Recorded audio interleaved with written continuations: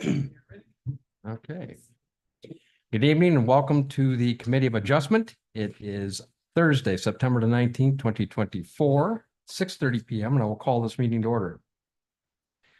First order of business is to remind members of all disclosure of pecuniary interest and the general nature thereof.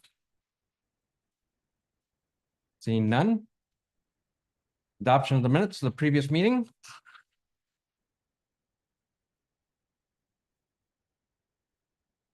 You have those up. All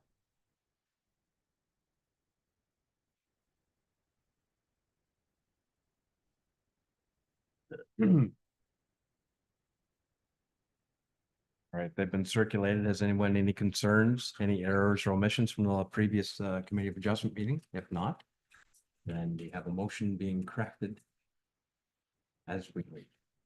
That the minutes from the Committee of Adjustment meeting held September 5th, 2024 be approved as presented. All right, mover and the seconder, please. Committee member Chilcott and committee member Weiser will second. All in favor? That's carried. Thank you. Moving on with the applications, we have 3 this evening. So we're starting with minor variance application A0424 at 57070 Eden Line, Sawatsky, and it's revised. The purpose of this variance is to permit a new accessory building, a garage, on the subject property with a maximum height of 5.5 meters, whereas section 9.5.1 of the zoning bylaw permits a maximum height of 4.5 meters for accessory buildings. This application was originally deferred by the Committee of Adjustment on April the 18th, 2024, due to concerns over the proposed setback of 2.1 meters from the westerly property line. The applicant has since revised the proposal to include a side yard setback of 3.08 meters between the proposed detached garage and the westerly property line. The subject lands are located at 57070 Eden Line, north side and east of Plank Road in the hamlet of Eden. The effect of this variance is to permit an increased maximum height to accommodate a new accessory building, a garage, and replace the existing shed on the subject property. And at this point, we will entertain a staff presentation, pinch hitting this evening. Thomas Thayer will act as the Secretary Treasurer for minor variance application A0424 57070 Eden Line, Sawatsky. Thomas, please. Thank you, Mr. Chair and members of the committee. So as noted in the purpose and effect of this application has been heard by the committee before through report DS 26/2024 and was deferred at the time until the owner could provide a survey to confirm the westerly lot line. We do have this information. The variance itself is to grant relief for the maximum height provisions under section 951 of the zoning bylaw for accessory buildings to permit 5.5 meters for 4.5 meters for accessory buildings is the permitted maximum. And in respect of the setback has been increased from 2.1 meters off of the westerly property line to 3.08 meters. As noted, the effect of this variance is to permit a maximum height increase to accommodate a new accessory building being a garage and replace the existing shed on the subject property. The applicants have submitted the revised sketch, and the revised sketch does note the setbacks as discussed in this report. The updated planner's memorandum dated September 9th, 2024 is attached to this report. Staff and planner concur that the application does meet the criteria for a minor variance and recommends granting the minor variance to permit the construction of the overheight detached garage at 57070 Eden Line and the placement as per the revised sketch included in the application. The committee will note that in the recommendation, there are 2 conditions, one being that an approved engineering grading plan for the property, including the future detached garage, is required prior to the issuance of a building permit for the detached garage, and that the owner includes garage eaves troughs and downspouts on the building plans, demonstrating that water is not directed towards the west property line prior to the issuance of a building permit.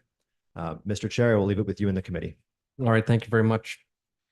I assume the applicant's here. Do you wish to make a presentation this evening? If you wish, is there a sign-in sheet, Thomas, please? There is, Mr. Chair. Yeah, please approach, sign in, and have your say.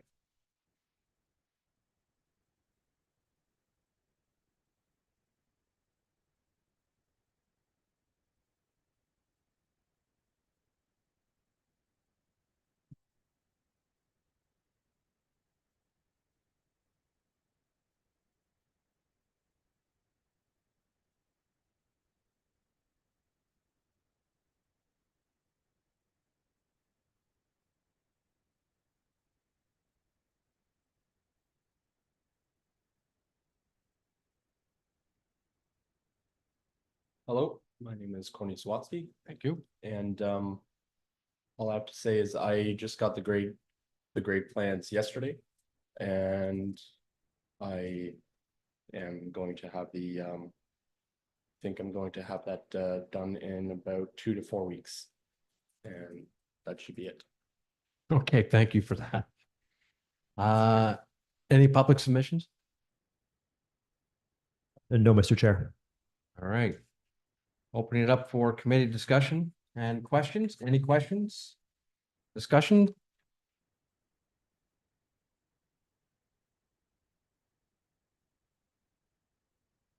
Okay, I would note in the planner's report, and I can find it again.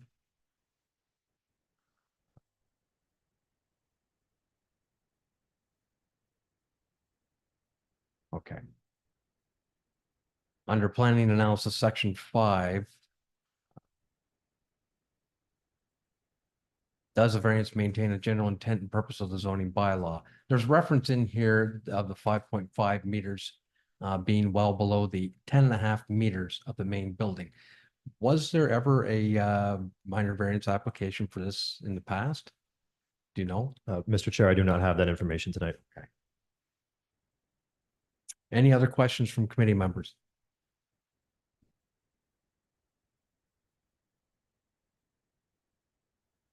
Okay.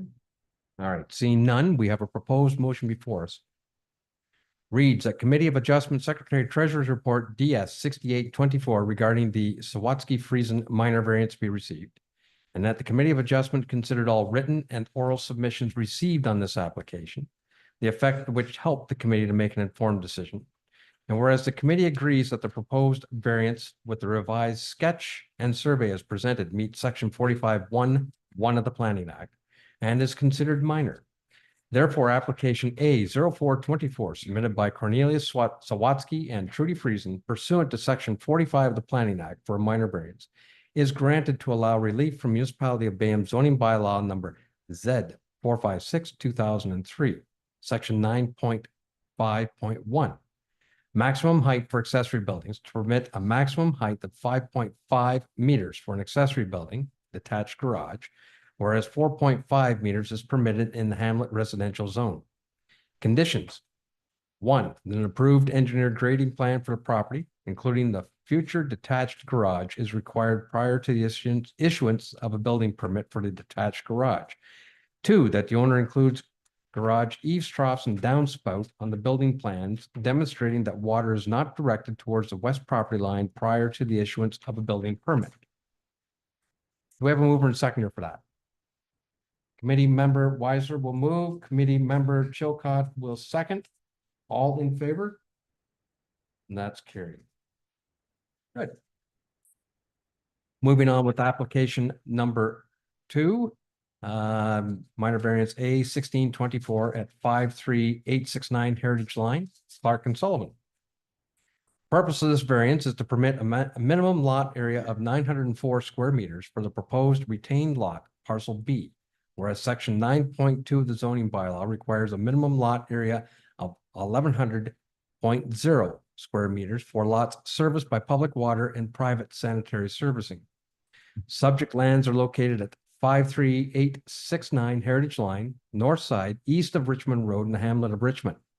The effect of this variance is to permit a reduced minimum lot area of 904 square meters for the proposed retained lot, parcel B, in order to clear the consent conditions of approval for Elgin Land Division Committee file number E28-24 that was conditionally approved on April the 24th, 2024.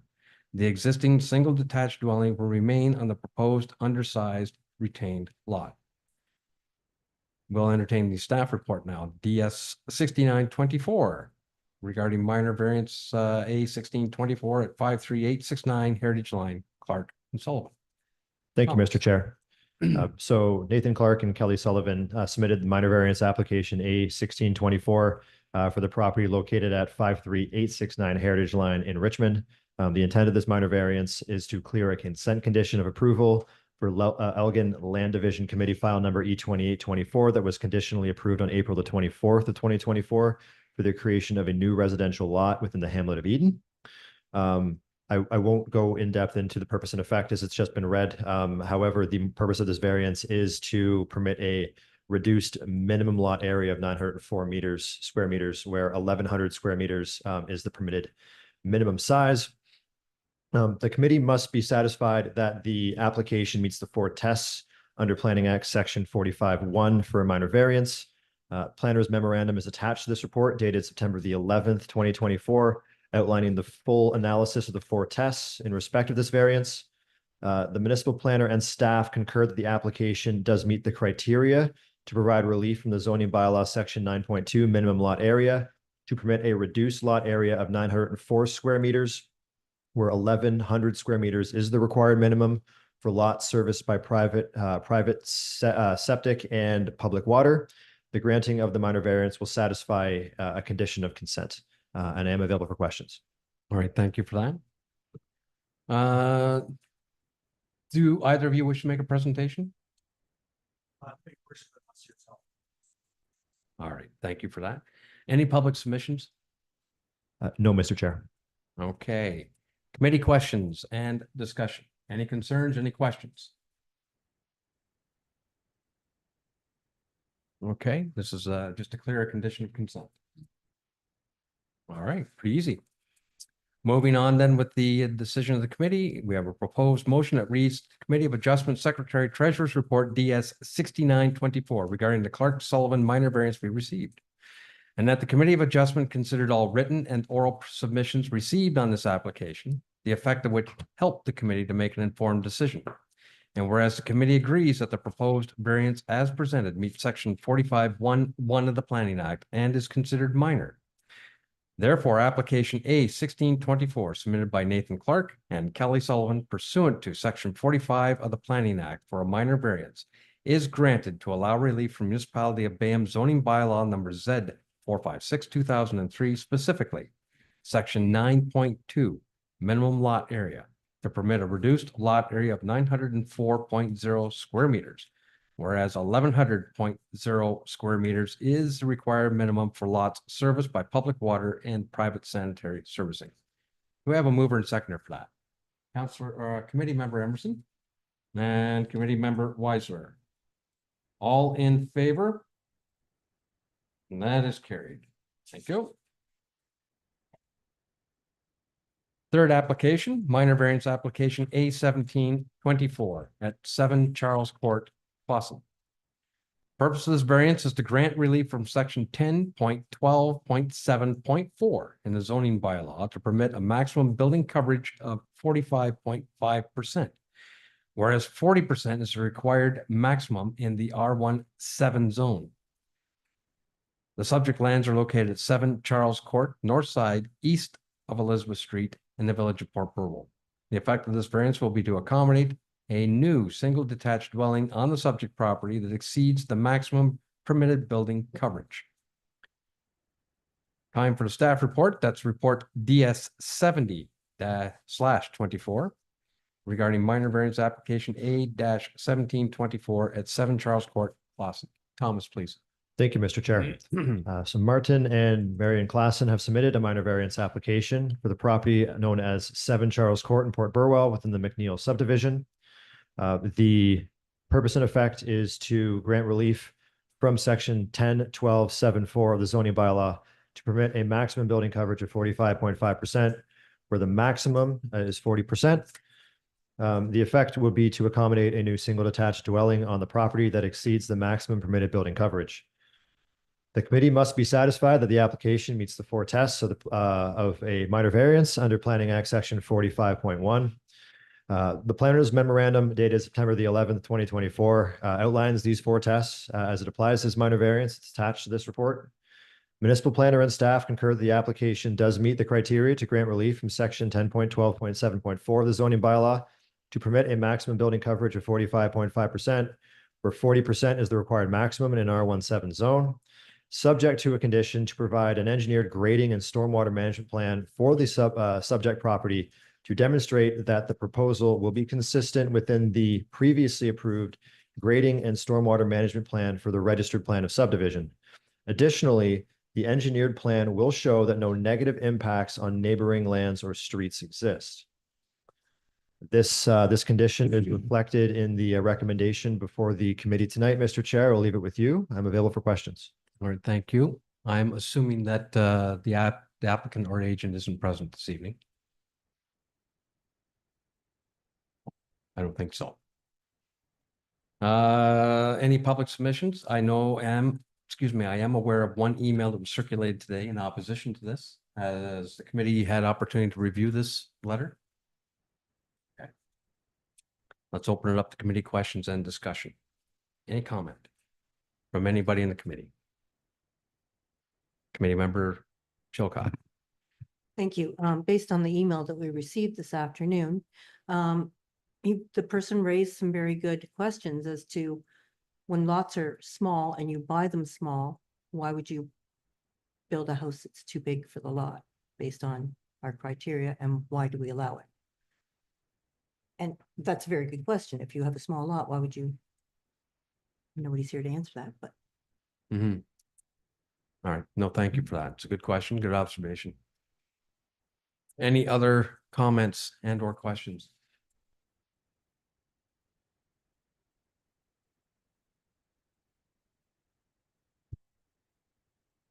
Committee member Weiser. Thank you. Through you, Mr. Mayor. Just a question about the one part of that email, and I don't know if Thomas can speak to that or not, in regards to the trees. Do we know if municipal trees are being removed? The ones along Elizabeth Street? Yeah. To my knowledge, no, but that would be a discussion to have with the manager of public works that would oversee that. We haven't had any discussion about removing any municipal trees at this point in time.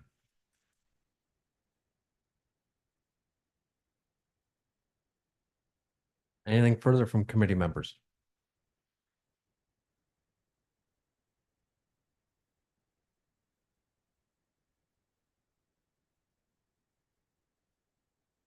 All right. We do have a proposed motion before us. I'll read it. We'll see where it goes. That Committee of Adjustment Secretary Treasurer's Report DS 7024 regarding the Clausen minor variance be received, and that the Committee of Adjustment considered all written and oral submissions received on this application, the effect of which helped the committee to make an informed decision. And whereas the committee agrees that the proposed variance as presented meets section 45(1) of the Planning Act and is considered minor.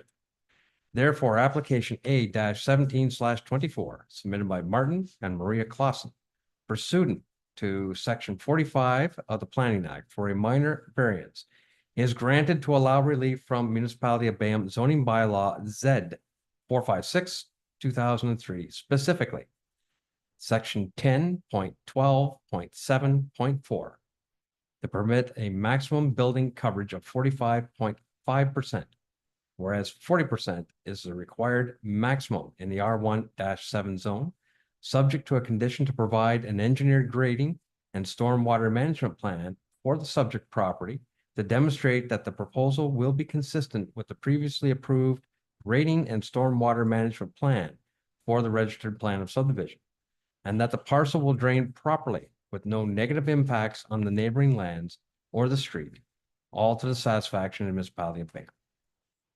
Anyone interested in moving and seconding that? Committee member Froese will move. Committee member Emerson will second. All in favor? Any opposed? Okay, one abstention. It's carried. Thank you.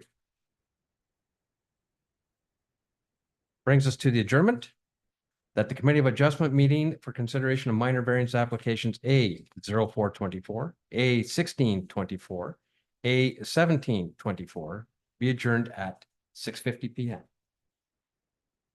And that in accordance with the regulations of the Planning Act, notices of decision be circulated by the Secretary Treasurer accordingly. Mover and seconder, please. Committee member Froese, committee member Weisler, all in favor? That's carried.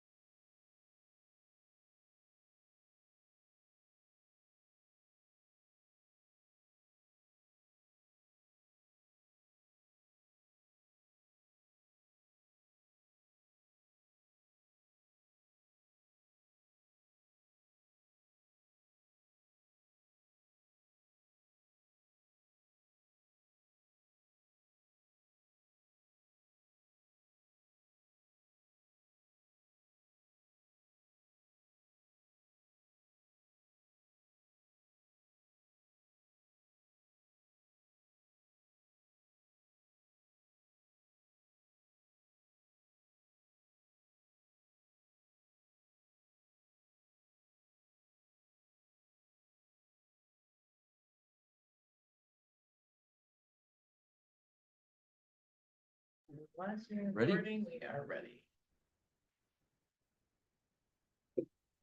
Good evening and welcome to the regular session of council for the Corporation and Municipality of Bayham. It is 7 p.m. and I would call this meeting to order. I remind members of disclosure of pecuniary interest and the general nature thereof. Seeing none noted, I note there are no items on the agenda to be listed. That's correct, Mr. Mayor. No additions. Announcements for the evening. Any announcements from members of council?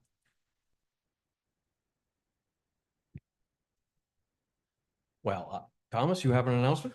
Just a quick one, Mr. Mayor. I just want to give a brief update on our budget process. There was a report that came to council earlier this year that outlined that we were looking to have a special budget meeting in early October to discuss capital. So I'm going to advise by this announcement that we are about a month behind in that regard. We're looking to have the draft capital budget out on or before October the 11th for public consumption. And we'll be looking to schedule a meeting sometime in mid-November to discuss the capital budget. All right, thank you. Anyone else for any announcements? Oh, come on. All right, I would remind everyone that Bayham is participating in a high stakes reputational challenge bowling tournament on Saturday. Got a team going forward. I think we've reached our pledge criteria, but we'll always accept more donations. And this is for a funding challenge for the Comforts of Home campaign for Terrace Lodge. It's going to be a lot of fun. So wish us luck.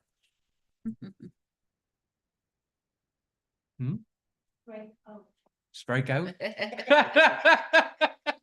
Yes, absolutely. Free to come and watch. Yep, free to come along and watch. It's that size, beginning at 4:30. Elmer. Moving on with section 5 is presentations. This evening, I'm pleased to welcome Carolyn Cron, Manager for Economic Development, Tourism and Strategic Initiatives, to bring us the 2024 Business Retention and Expansion Program Report. Good evening, Carolyn. Good evening, Mayor Ketchupa. To you, through you to council, I am very pleased to be here today to share with you the results of our 2024 Business Retention and Expansion Program. So if we can go to the next slide. Thank you. So the Elgin County Economic Development and Tourism Strategy focuses on engaging with local businesses to understand their needs and working with them to create an attractive place to live, work, and play.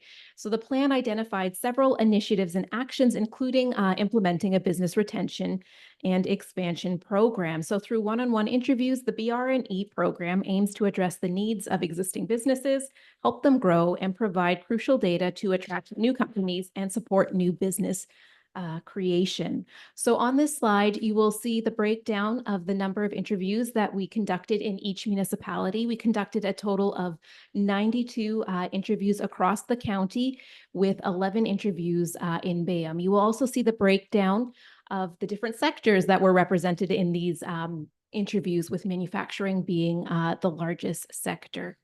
Next slide, please. And we can go on to the next one again. And again. All right. So with support from a leadership team, again, we interviewed a total of 92 businesses from November 2023 to February 2024. So we had high engagement and representation from all 7 local municipalities. And again, the sectors represented were manufacturing, construction, accommodation and food, retail, trade, and agriculture. So we asked questions and feedback on various different topics, including business profile, business climate, workforce dynamics, future plans, and community development. Next slide, please. And again. And we can go on to the next one.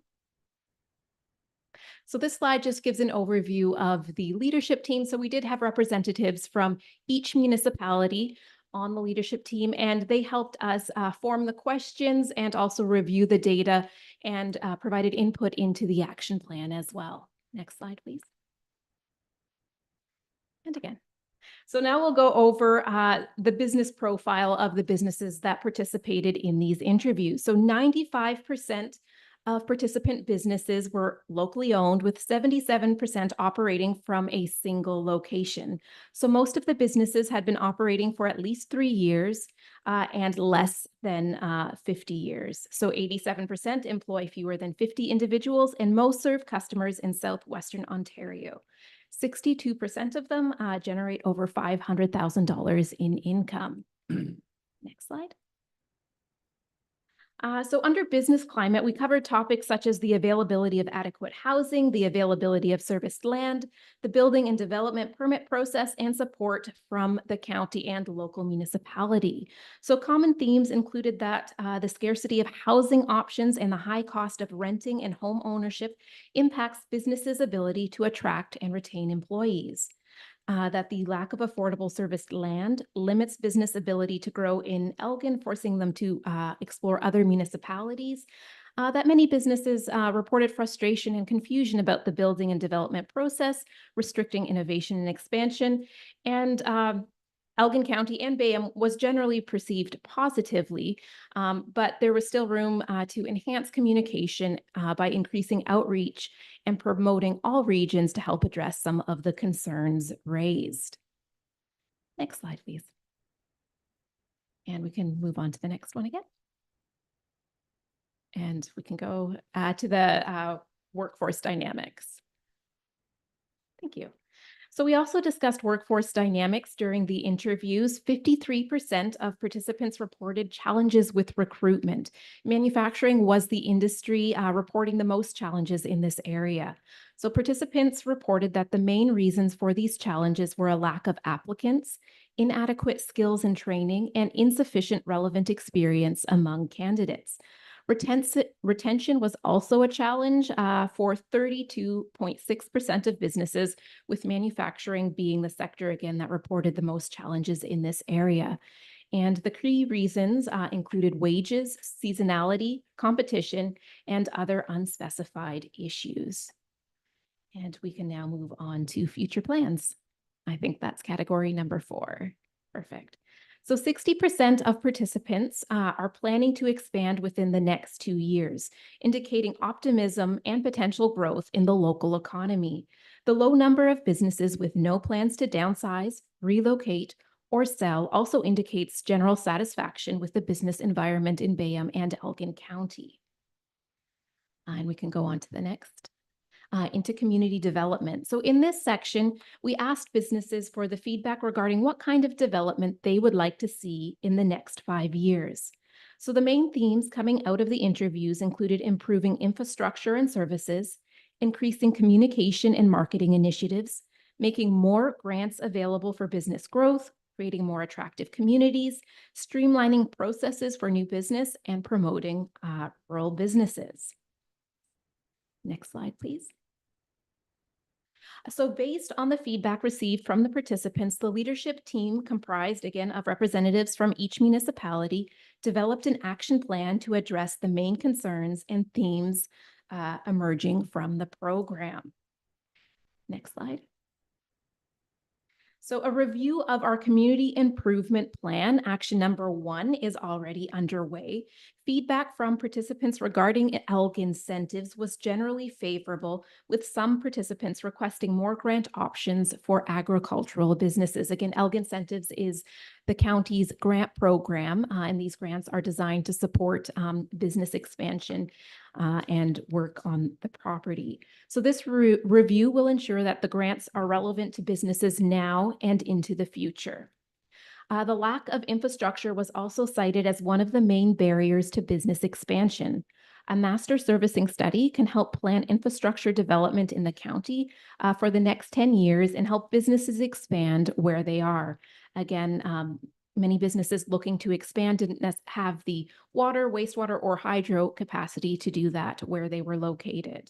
Another issue reported by businesses was a lack of affordable serviced land. So many parcels currently available in the county are large, and they're at prices not affordable for our small to medium-sized businesses. So businesses looking for half an acre currently don't have that many options. And we would like to work on an employment land strategy to help guide policy development to ensure that we have parcels of all sizes available in the county. Again, we want to ensure that there are smaller parcels available to businesses in our community so they can grow here. Next slide, please. So these 3 items focus on improving our customer service and communications with our business community. So participants all expressed that they appreciated the friendly staff. But there was some feedback to indicate that support could be inconsistent. So to address this, it's crucial to establish a systematic process for ensuring that frontline staff are well-versed in the resources available to the business community. This will enable them to effectively assist businesses. So one of the things that we would like to develop is a guide on how to do business in Elgin County. And this will be a guide for the business community, but also for staff as well. We do occasionally see some new turnover with new staff coming in, and this will be a great tool for them to have and get familiar with so that when a business comes in with a question, they have the resources available to them to connect the business to the support that they need. And to improve the process of building and development, we would like to enhance resources and communication challenges for businesses. So again, the building and development permit process is a process that businesses don't complete too often. So they don't go into business to engage in this process. They're passionate about what they do and producing the products or delivering the services that they do. So again, what we need is to clearly map the processes required to build and expand, and then create an easy to follow process map for building permits, organizing training sessions for consistent permit processing, and providing comprehensive guides and toolkits for entrepreneurs to make sure that they have the information up front when they want to engage on a project, so that the communication is there right away, telling and a conversation with them going over the process involved. So we'd also like to do a targeted marketing campaign and workshops and seminars on business development to boost the awareness of this process in the business community. Next slide, please. So apart from implementing a communications strategy and expanding networking opportunities for rural businesses, one of the key actions is to establish a regular business visitation program.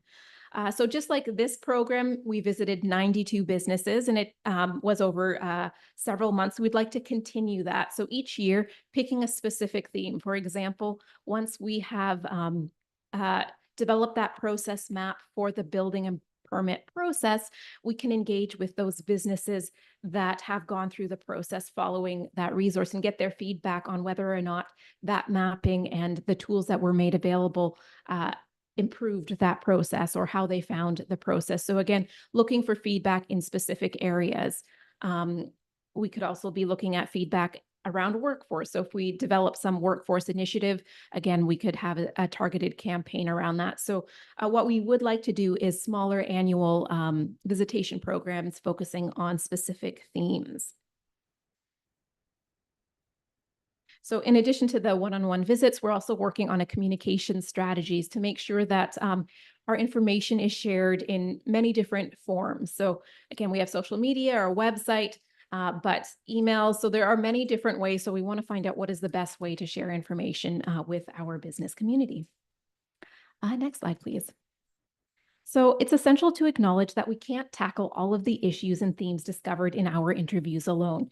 When we think about affordable housing, that is a topic that we need to work with many partners on. So by consistently involving our community partners and other levels of governments and sharing our findings with them, we can address these significant challenges identified in the BRNE.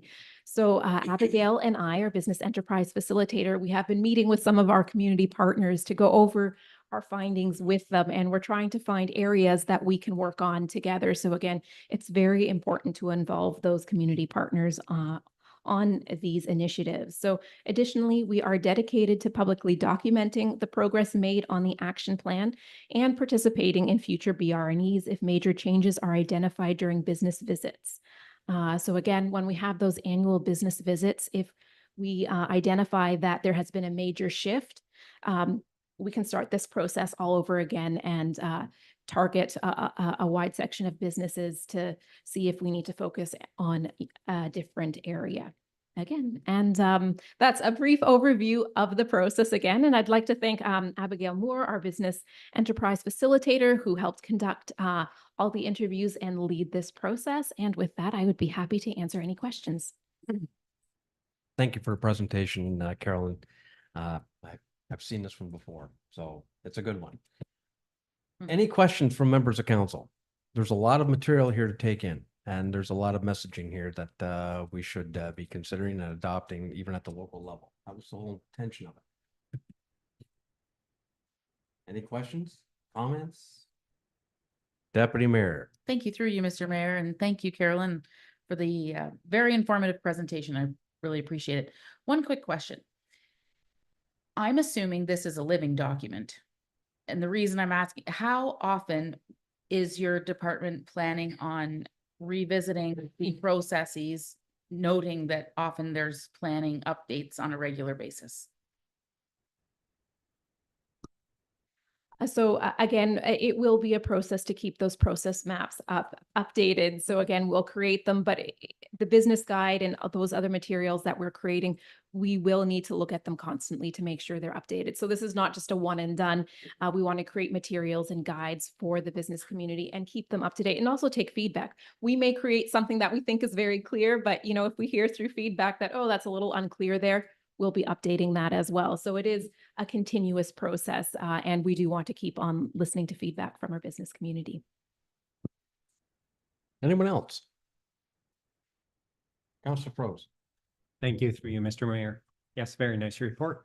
Action item number 5. I'm just, and it's about housing permits, 6 to 12 months, I think I saw there. And I'm wondering if there should be an education portion there, because what we've seen lately is established businesses who have been here for 30 years are getting a really hard time about people living next door or moved in next door that don't really, I don't know how to put it, maybe a lack of knowing or the system and how businesses function. And so just maybe an educational portion there for the broader population.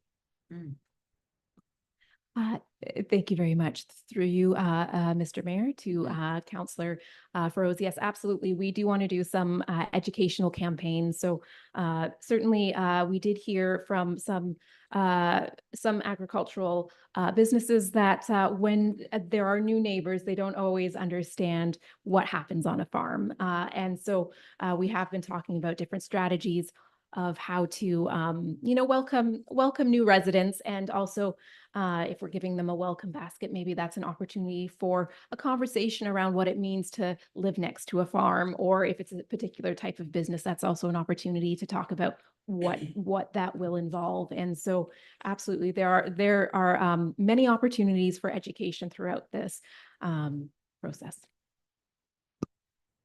Councilor. Through you, Mr. Mayor.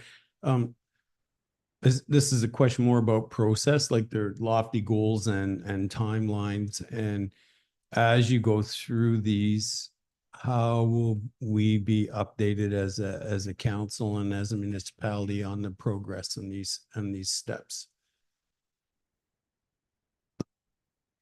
Through you, Mr. Mayor, to Councillor Emerson. So some of the things like the Community Improvement Plan Review, this is currently underway, and that will be a report to County Council. So we will also be involving our local municipalities in that process because it is your CIP. You have adopted it locally. So you will be involved in that process. And when we launch it, it will be coming to your council for review and approval. If I think of the process mapping, that's going to involve your local municipality as well. So your staff will be involved with that. And when the product is finished, we'll certainly be sharing it with our local municipality so that can be published on our in your agendas or things like that. And we hope to be providing progress reports on this as well. So a year into this, kind of ticking off, this is what we've done.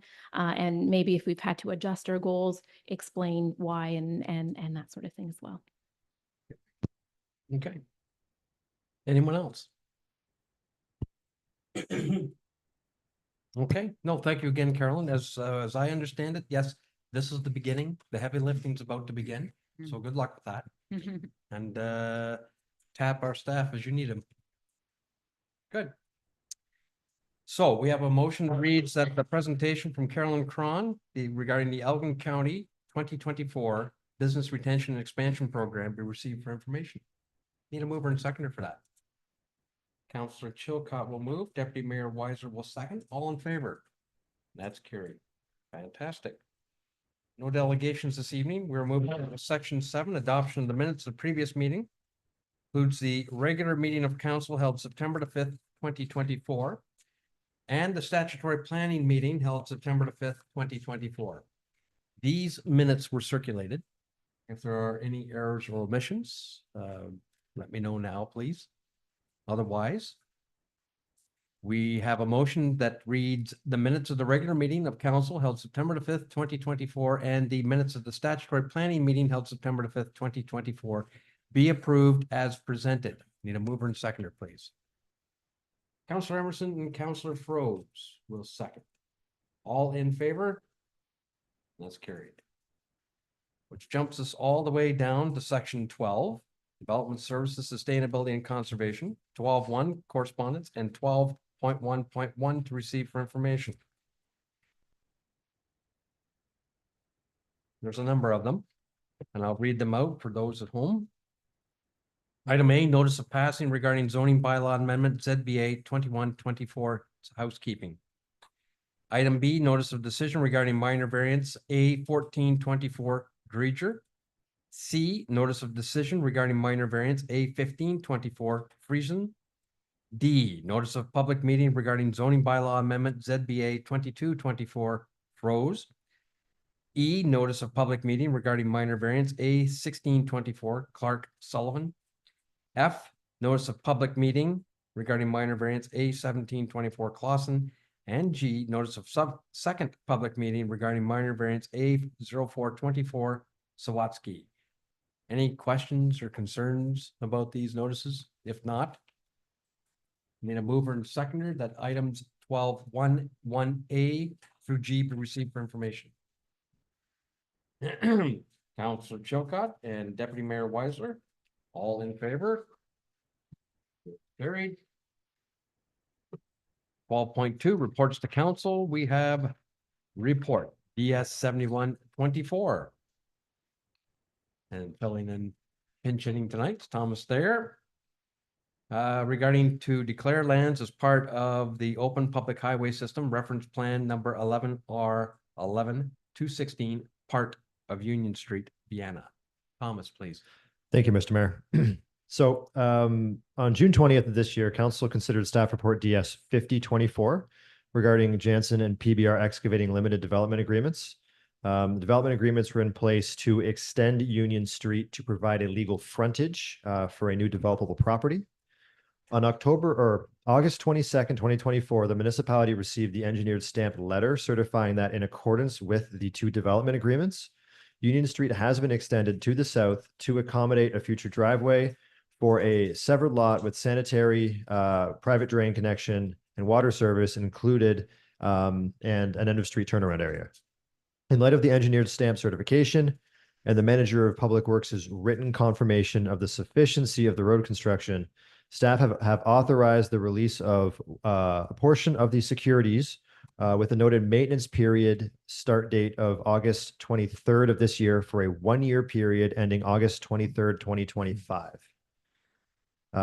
So the development agreement with Jansen, our file LF 0842, states that when the manager of public works has provided written confirmation of the sufficiency of the road construction, municipal staff shall recommend to council that it pass a road opening bylaw for the purpose of adding the newly constructed portion over Part 1, Plan 11R11216 to the Municipality of Bayham's public highway system.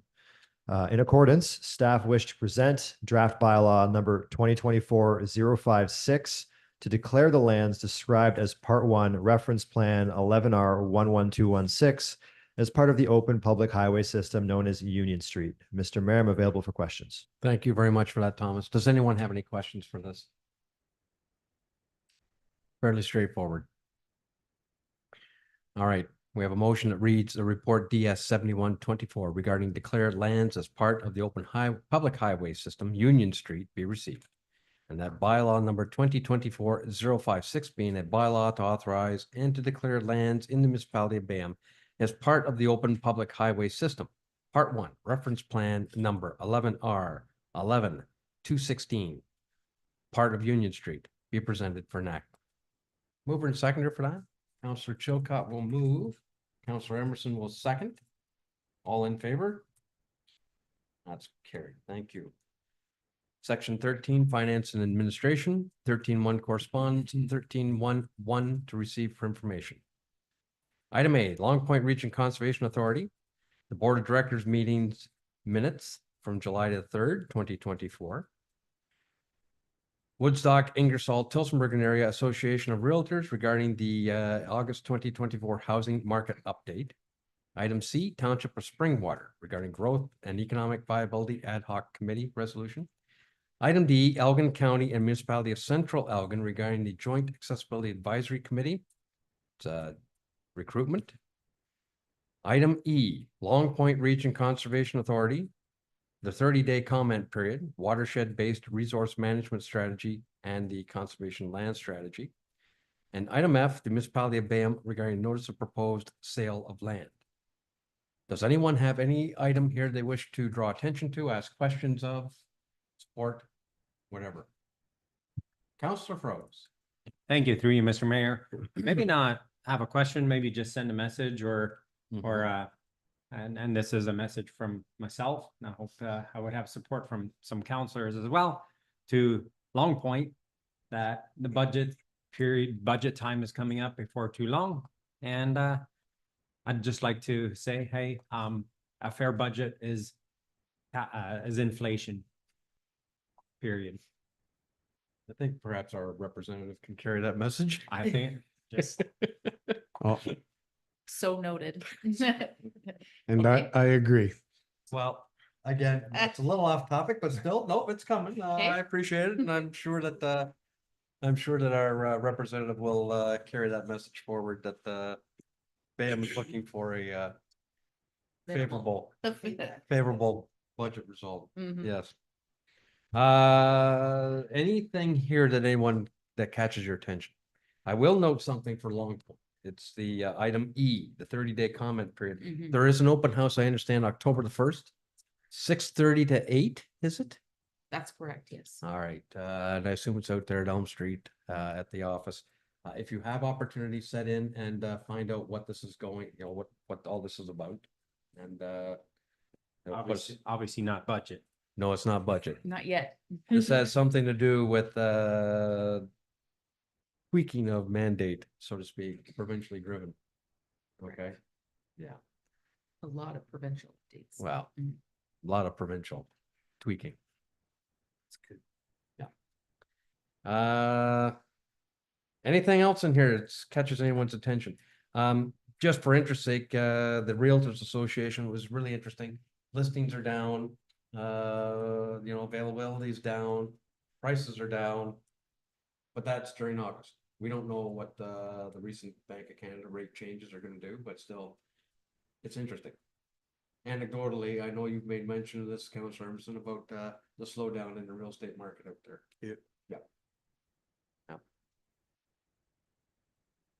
Seems to be of late a lot of farmland for sale too. Yep. Hmm. Yeah. Always an interesting industry, isn't it? Yeah. Okay, if there are no further questions or comments, then the motion reads that items 13.11A through F be received for information. Mover and seconder, Deputy Mayor Weisler. Did I see a seconder from down the far end to my left? Councillor Chilcott? All in favor? That's carried. Thank you. No, I don't want to, but we will. Okay. We're going to recess from our regular agenda to move into a statutory planning meeting in 1 minute.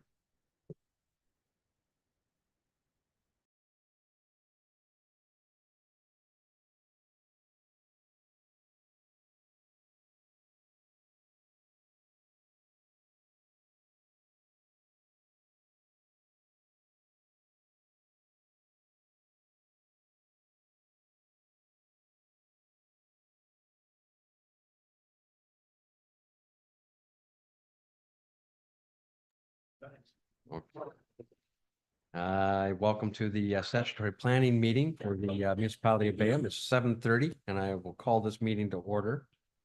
I will remind members of any disclosure of pecuniary interest and the general nature thereof. The purpose of the meeting is to deal with a proposed zoning bylaw amendment ZBA 2224 at 55210 Maple Grove Line, Froze. The purpose of this bylaw amendment is to rezone the subject property from agricultural A1A zone to a site-specific agricultural A1A XX zone to permit an agricultural service establishment as an additional permitted use, limited to the storage and distribution of portable toilets to support the agricultural operations in the surrounding area. The proposed agricultural service establishment shall be limited to a maximum floor area of 280 square meters. That's 3,013.8 square feet. And outdoor storage will be restricted to the rear yard. The subject property is known as 55210 Maple Grove Line, north side and west of Sandytown Road. The effect of this bylaw is to allow for the storage and distribution of portable toilets to support the agricultural operations in the surrounding area as an additional permitted use with a limited area, maximum floor area of 280.0 square meters, 3,013.8 square feet, and an outdoor storage will be restricted to the rear yard. At this point, I will call for any public participation in this public meeting. Anyone wishing to speak to this file, please attend the podium.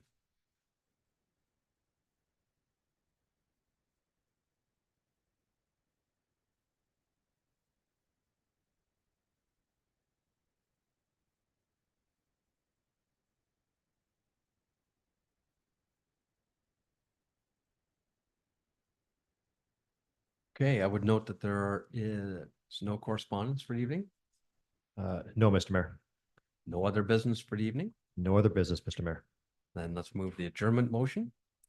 Reads that the zoning bylaw be considered at a future meeting of council and that pursuant to the Planning Act requirements, the public meeting for zoning application ZBA 2224 is now complete at 7:32 PM. We have a mover and seconder for that. Councillor Emerson will move. Councillor Chilcott will second. All in favor? That's carried. Thank you.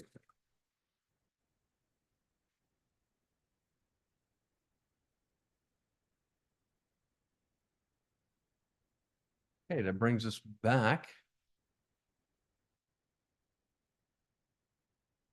to our regular agenda, left off at section 13.2. Item A, report CL 0924 by Megan Elliott, clerk, regarding the 2025 council schedule. Megan. Thank you, Your Worship. Through you to council, a short report here to outline the council schedule for 2025. All months excluding July, August, and January have 2, and the January, July, and August are proposed to have 1. And I'll leave it with you.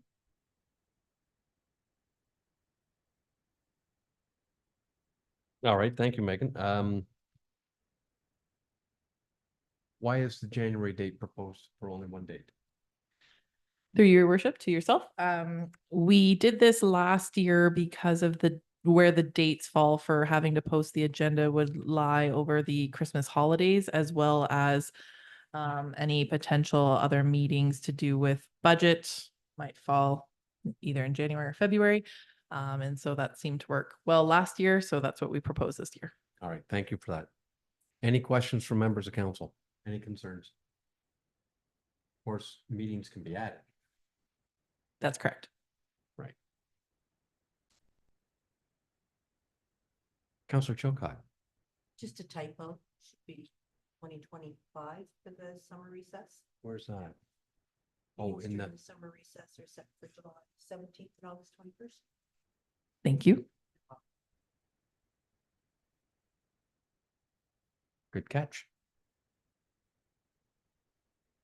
Any additional questions?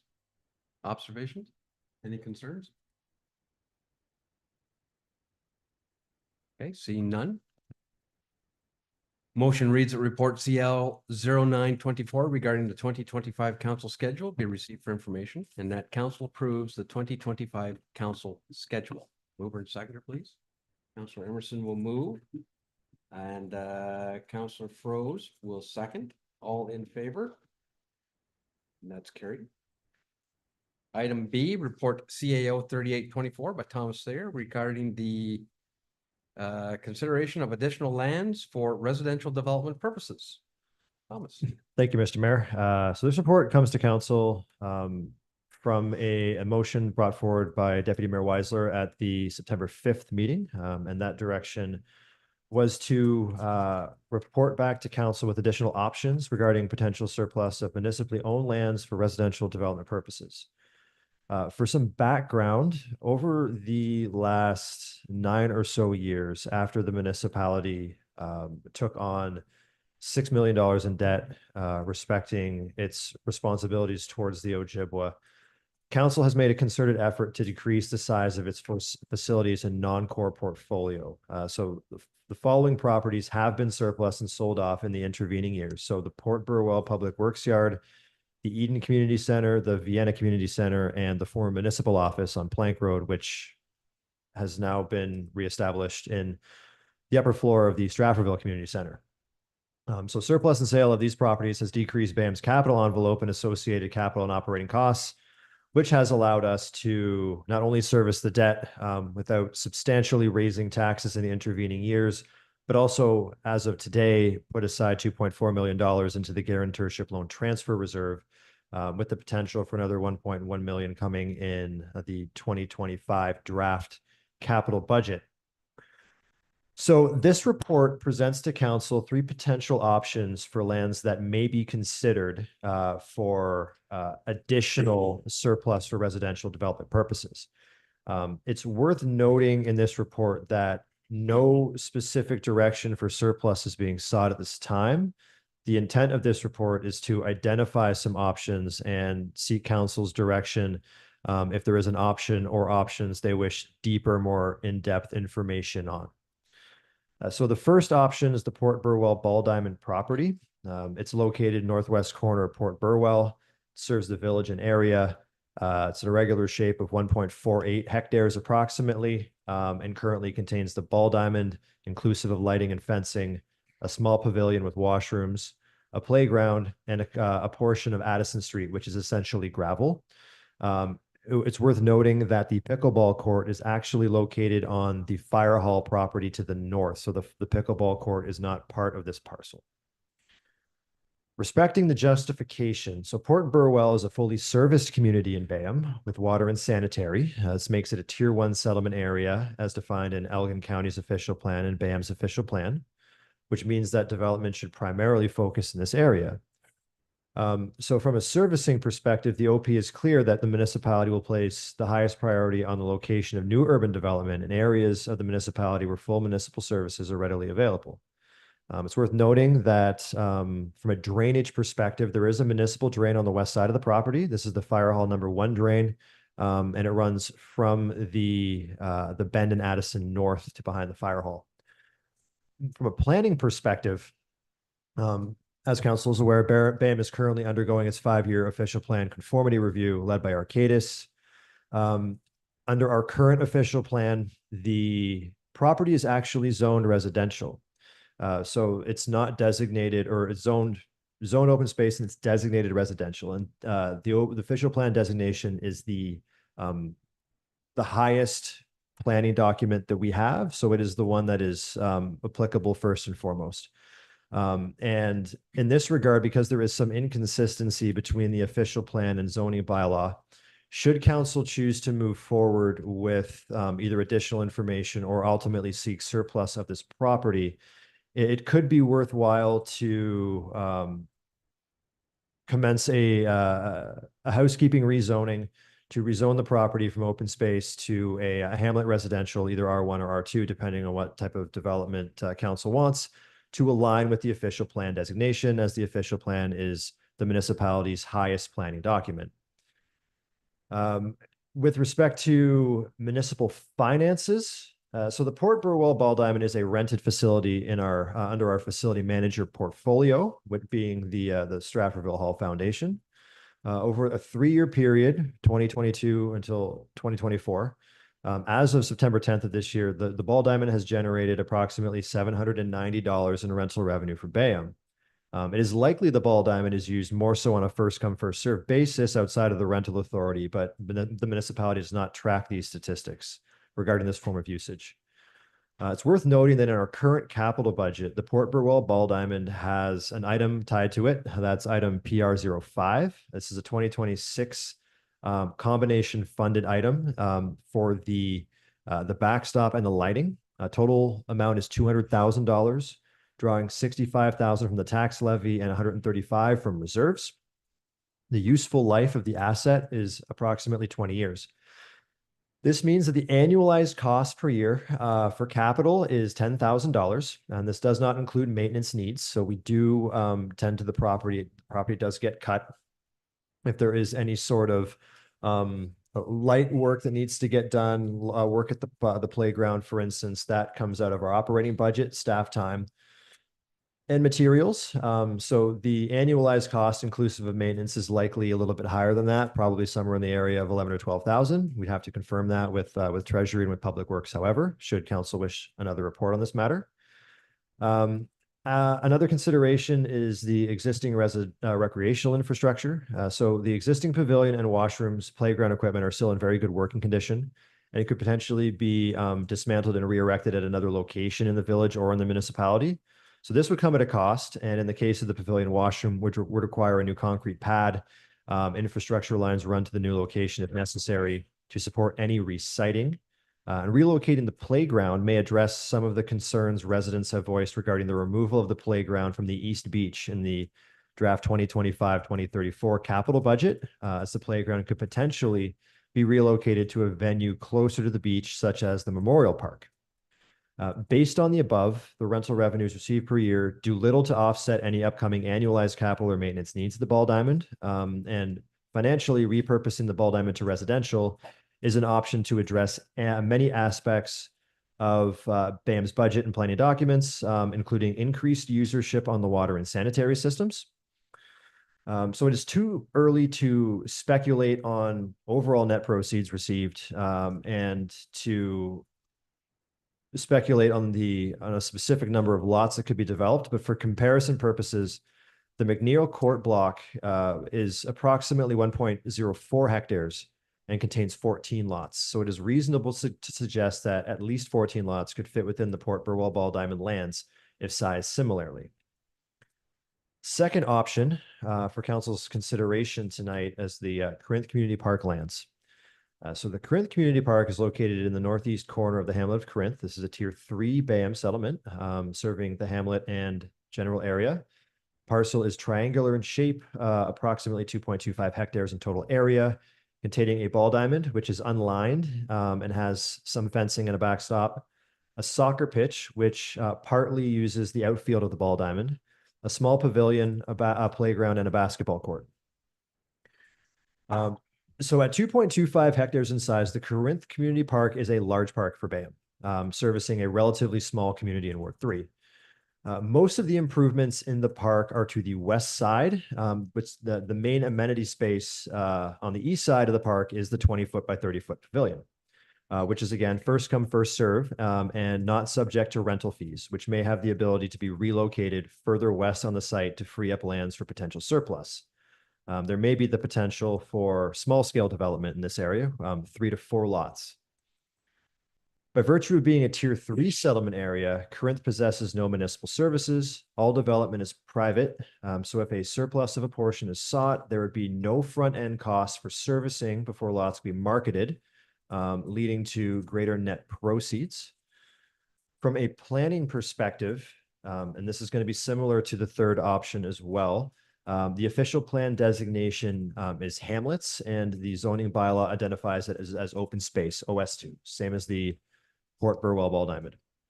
The intent of the hamlet designation is primarily for residential use. However, there is an open space component whereby the municipality shall ensure an allocation of open space for the residents of the hamlet in question. This limits the degree to which council may choose to reduce the size of the park space in Corinth, even if the intent is residential use. However, the size of the park suggests that it is oversized for the population in the vicinity, which may be justification to better allocate a portion of the lands to a higher use. To provide for residential development, municipality-led official plan and zoning bylaw amendment would apply. The zone would be hamlet residential with requirements for a minimum frontage of 20 meters and a minimum lot size of 1,390 square meters on no services. The frontage of the park is approximately 290 meters with about 90 meters from the east lot line to the ball diamond. So there's the possibility for up to 4 lots off of the east side with significant depth back to the abutting railway corridor to ensure that minimum lot size is met and setbacks from the railway corridor are also met. A complicating factor is on the far east side, there is a rectangular shaped low spot that, as I understand it, was dug down for a local ice rink and predates much of the current staff that we have from a knowledge perspective. It's also interesting to note that the county official plan identifies some of this natural area as natural heritage, which may preclude any intensification of use. So this is where further investigation, should council wish it, comes into the fore.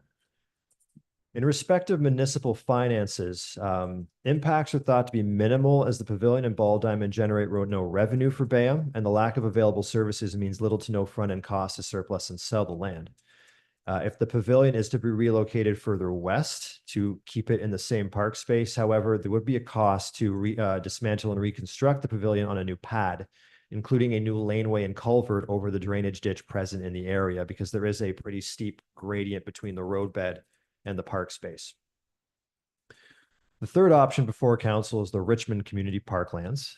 So just to clarify, it is not the entire park. It would be one lot off of the west side.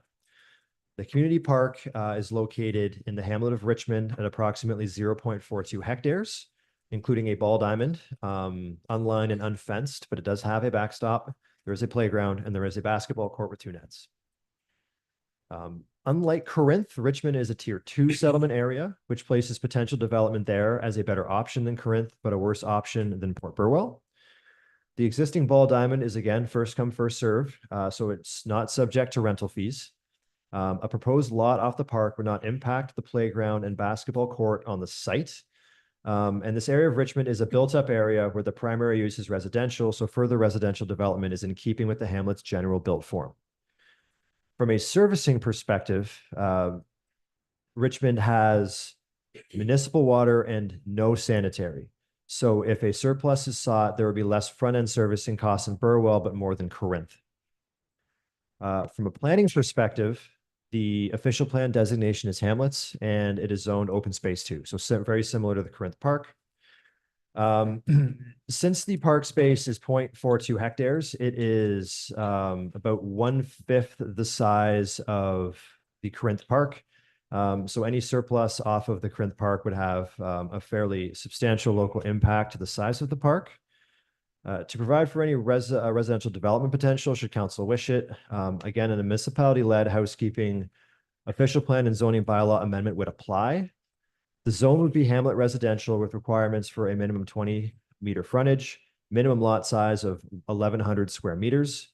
The frontage of the park is approximately 70 meters. So to ensure enough frontage remains for access off of Church Street, the proposed lot would be on the west side and would be approximately 20 by 70 meters. This would formally remove the ball diamond, but would allow us to retain the entrance off of Heritage. So the 2 entrances to the park would remain. Again, minimal impacts to municipal finances as the ball diamond is not within the our rental fee structure. There may be some front end costs for servicing from a water perspective. So Mr. Mayor, those are the 3 options. So if I can summarize for a quick moment here, as far as non-core lands are concerned, BAM does not have much left that would qualify for any potential surplus in residential development. Over the course of the last 9 years, staff and council have done a very good job downsizing non-core portfolio to limit some of those capital and operating costs that would otherwise apply if a lot of that, the property and the facilities were kept on in the portfolio. As far as the lands, non-core lands are concerned, the Port Burwell Ball Diamond would be the top priority for repurposing. The official plan clearly designates the land for residential purposes in keeping with the majority of the rest of the western part of Port Burwell. With at least 14 lots worth of development potential and on a water and sanitary system that could certainly use additional users. This property also has capital costs and ongoing maintenance costs that if surplus would be offset. That capital item for the ball diamond lighting could potentially be repurposed elsewhere in the municipality. Maybe as the same item, maybe as a different item, but otherwise that money would be available for other non-core improvements. Respecting the comparison between Corinth and Richmond, it's worth noting that because of their locations and because of their designation and zoning as open space, that they are far lower in priority for potential surplus. However, if there was an option of the two, then Corinth would be the second priority because of the open space allocation compared to Richmond is more than 5 times what Richmond has. However, the confounding factor would be the natural heritage features on the eastern lot line. This would have to be further investigated. Another thing for council to consider just more generally rather than finance, because this report is very much heavy on the financial components because it's very easy to put things into numbers, is the other benefits that open space have to residents and users through exercise, health improvements, social capital that gets developed when people have spaces to gather and to recreate. So some of that will have to be considered if council wants further information or does want to move forward with a surplus at some point. Council may ultimately simply choose to receive this information, report for information purposes, and not provide any formal direction to bring back additional financial details or other details on what the benefits and drawbacks of a surplus of certain properties may be. So we refrain from providing any specific recommendation outside of receipt for information. And if council wishes to have us report back on any one or any number of the options provided, that we are more willing to do so.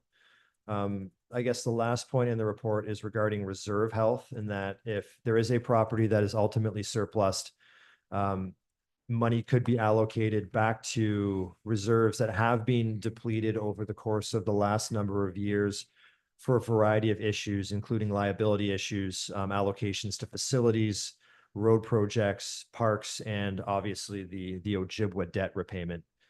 So we'd be looking to normalize and do a bit of a reset after the Ojibwa is paid off. If we have some healthy reserves, for instance, in core infrastructure, such as potentially stormwater, might give us a little bit more ammunition to make a run at some of these grants for some of these larger infrastructure projects that we've had on the books for a number of years or that we have upcoming in the near future. So Mr. Mayor, I will leave that with you and council. I know it's a lot of information, but I'm available for questions should there be any. All right, thank you very much for that report, Thomas. And I believe it does address the motion that was put forward last time. So thank you for sponsoring that, Deputy Mayor. And I forgot to second that, Councillor Chilcott, but still, thank you for bringing that forward.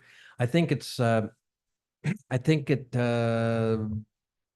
in my mind, publicly puts it out there that there just aren't a lot of properties left in municipal covered that are perhaps, though they're used, they may not be used to the full potential. That's a good way to characterize it, I think. And I guess it's so that is a good identifier that we know what that's there. I think it also, well, let's face it, it was a trial balloon thrown out there to gauge what kind of reaction you would get. And we got some. And that's fine. And that's what it's all about. So I'm going to open up the council for comments and seek what direction you'd like to go on this. Any comments? What do you want to do? Do you want to receive for information? Do you want staff to dig deeper and come back on anything? I would just like to make a comment before we move forward. Considering the Port Burwell one and the lots and the service and the utility for our infrastructure, And considering Nate, the state of repair of the ball diamond and everything.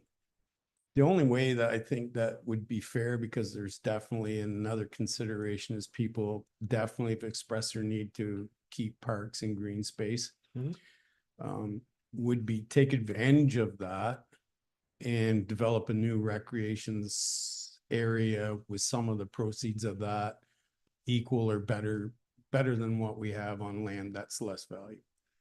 And then that would meet the needs of everybody. We'd actually end up with something better plus a development area. And so if we move forward, and we're probably not going to, but in the future, I would just like to plant that seed in people's minds.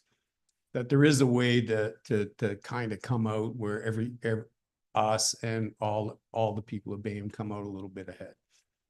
Well, I get it. If we think outside the box. Agreed. It seems to me that the way moving forward is, and if it was to remain within the public envelope, so to speak, the municipal ownership, then it would be, as you say, trading off this portion for another portion. And not knowing where that would be right at the moment, but Oh. still, I get what you're saying, and I understand that. Thank you. Of course, the cupboards are bare. We're okay, financially, we're okay, guys. No, but we're from a looking- council perspective, but We always seem to be looking past the March of 2025 and what we could do, and we could do something special. And it is nice to know, and I'm glad the motion came forward, that we're running out of this kind of way to finance a municipality. Mhm. And that we have to be more creative with what we do, and we have to protect what's important to the residents of the municipality. That's all. So, and one other thing, I think any discussion is premature to the 5-year plan. Because we don't know if we have to reduce the size of our settlement areas or whatever we're talking about. And I don't know if we want to be in competition with private landowners on lot sales. And I'm not so sure that sits well with me. Mhm. Kind of just sits wrong, I think. Yep. Thank you for those comments. Anyone else? Do you want to respond to that first, Thomas? Just a point of clarification. It would be a little bit different should we move forward with the ball diamond. Hypothetically speaking, we wouldn't be looking to get into the subdivision development industry, running roads, laying out lots, that sort of thing, and selling off lot by lot like a private developer would. It would be more likely that we'd be putting the block up for sale as a block rather than individual lots. So it's kind of like comparing apples and oranges, individual lots versus a block that could fit 14, 16 different lots, and then is at the, flexibility of the developer for what they want to propose for the land. Well, respectfully, if that last comment wasn't really directed No. towards that was No. directed towards if we're gonna take away and make Corinth's settlement areas smaller and reduce somebody's equity on lots that are no longer lots, and then we sell lots. There's Yeah. something not quite right about that. Fair enough. Thank you. No, I certainly appreciate that. And of course, going forward on the OP discussion, that decision's yet to be made. Yeah. Sure. Now, any other comments or questions or anything here? Again, I think it was a useful exercise. I really do. Even if council decides to sit on it. Counselor Chilcott. Seriously. No, I just want to say it was a well-done study and good information going forward, whether we decide to use it now or not. I'm not quite sure on the selling the port roll diamond and then moving it someplace else, because that just seems like we're not doing anything. There's no net gain. But I do wonder, there was an email that came in and it was the Lakers. And they said that they play every week at Port Burwell, but the numbers don't show that. So the use of the Port Burwell diamond is there. Mhm. As in Corinth, I was told this weekend, the park was packed. You couldn't get a parking spot there. It's being used every weekend Mhm. by certain families many families down that way. And Richmond as well, that park gets used all the time. So it feels unfair to take that away if it's not gonna be for major good. Well, I understand That's exactly my what you're saying. thoughts. I get that. Thank you for that. I do. And perhaps there's a third pillar here that the report might accomplish is perhaps putting notice out there that use these facilities. They're there. If they're not being used, then why would the ratepayer keep them? And That's how do that's we the know they're comment. being used? You're right. I know. Thomas, Just a quick point to that. So you're right. We don't have a lot of facilities where we track rentals. There's the ones in Stratfordville that we have under the SHF. There's also the Port Burwell Ball Diamond that gets rented out under the same portfolio. For council's information, if you want to compare kind of apples to apples, how the ball diamonds get rented, the Port Burwell Ball Diamond has generated $363 in revenue this year, being rented out formally 19 times. The Stratfordville Ball Diamond has generated $1,600 in revenue, having been rented out 94 times. So you're looking at a 5-to-1 ratio between the two. And that doesn't include those individuals that simply use the space first come, first serve. And we had 2 such groups there today, for instance, in Stratfordville. So while we don't track use outside of rentals, we do track for the 2 ball diamonds. And that is the information that we currently have regarding a comparison between the 2. Thank you. it would be nice to see BAM reemerge as a baseball community. It was in the past, but it would be nice to have it come back. Any other comments?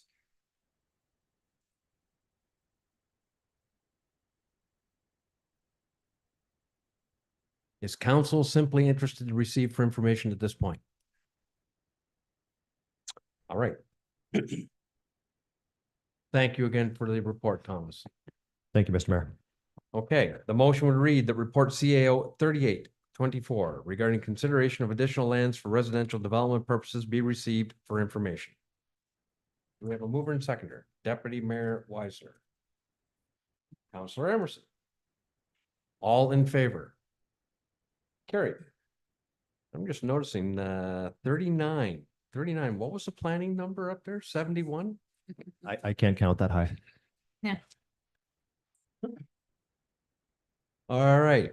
Moving on with item C, report CAO 3924, Thomas Thayer, CAO regarding extension of site plan agreement for the Max Underhill Farm Supply Limited 56532 Colton Line, Vienna, application number SPA 0423. Thomas, please. Thank you, Mr. Mayor. So this is an information report for council. On September 21st of last year, council received report 4923 from the CAO regarding an amendment to an existing site plan agreement for Max Underhills Farm Supply Limited. The report identified that under delegated authority, the CAO entered into a site plan agreement with Max Underhills Farm Supply Limited for an expansion of an existing industrial business. Under section 27 of the agreement, the development was to be completed in full by September 14th of this year. In September, we received a request from Max Underhills Farm Supply Limited to further amend the agreement by extending the date noted in section 27 until March 24th of next year to ensure proper installation of the dry hydrant on site. So staff has drafted and executed an amending agreement for this 6-month extension. The agreement was formalized on September the 13th of 2024. And as delegated authorities to the CAO for site plan control matters, this is provided to council for information purposes. So we're looking forward to having Max Underhills Farm Supply Limited complete this work shortly and continuing to build their operation. Thank you for that report. Any questions?